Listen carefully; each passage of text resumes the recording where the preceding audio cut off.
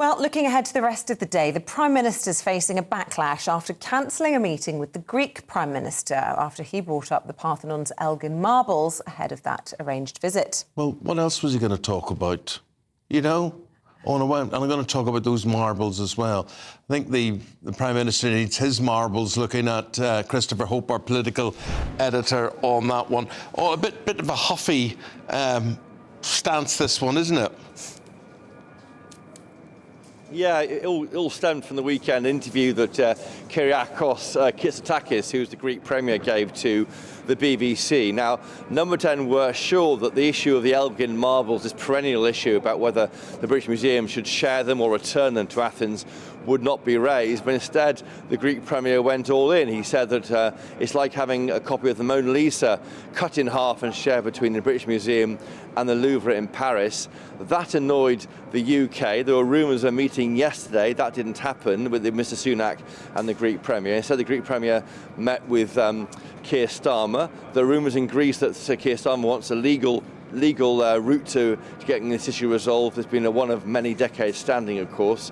Then the meeting was scheduled for today at 12:45, and then Number 10 told the Greek government last night that in fact it would be Oliver Dowden, who's Mr Sunak's deputy, who will stand in, and with that the meeting is off. And we seem to be going around in circles on this one. It's a perennial issue.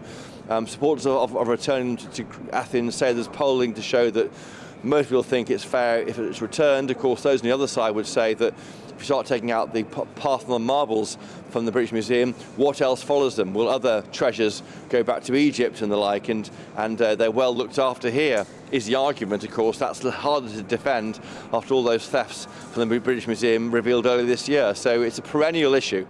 Which you're very familiar with. I just want to ask you, Christopher and Isabel, have you ever seen the marbles? No, I haven't seen them. No, we haven't seen them. Have you seen them, Christopher? Yeah. Yes, he would have. You just knew he was going to say yes to them. They're great, yeah. Yes, they're great, but should they be in Greece? That's the question. They look marvellous. The huge frescoes in the British Museum. Is it a middle-class row? Do people care about this in the dog and duck outside of the kind of the highfalutin cultured areas of London where it's discussed? I don't know. I mean, I would argue that might be the case, but then I've just had a 5-minute chat with the photographers here about the issue. So perhaps it is a big issue. I mean, it certainly is a bone of contention between Athens and London.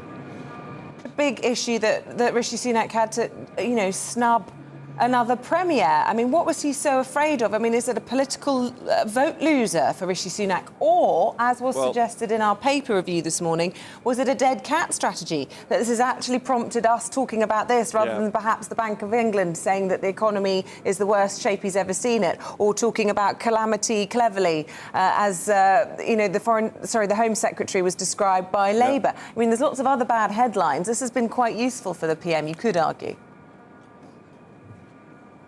Isabel, totally. And I think that Labour or the Tories want to make clear that Labour would do a deal on the marbles. The Tories wouldn't. I mean, this is another indication for me that the long, I'm afraid to say, general election campaign is well and truly underway. The fact that marbles is a classic election issue, one which is hard to resolve. You mentioned that calamity cleverly. Well, let's talk about him, shall we? He's the Home Secretary. He's meeting with Tory MPs tonight to try and reassure them that they are going to do something on the huge numbers of migrants who came here legally, 745,000 last year. That was massively upgraded from 606,000 as was thought. Legally allowed to come here with visas, and he'll make clear to them that this Rwanda plan is one solution. Other measures may take place if they're looking at new rules to disapply human rights legislation for those who arrive illegally. But I think Mr. Calamity Cleverly, as you call him, Isabel, has a lot to try and win back amongst the Tory right, and that will start tonight with a meeting. When did the tree go up, Christopher? Yesterday. Is it too soon for you, Eamon? I like it. Yeah, it looks very nice. It looks very nice. And you look very nice in front of it. Nice overcoat, nice scarf on him there. Very telegenic. Very good, very good. Bye-bye. Got to say goodbye to you. See you later. We're back from 6 in the morning. Have yourselves a good day.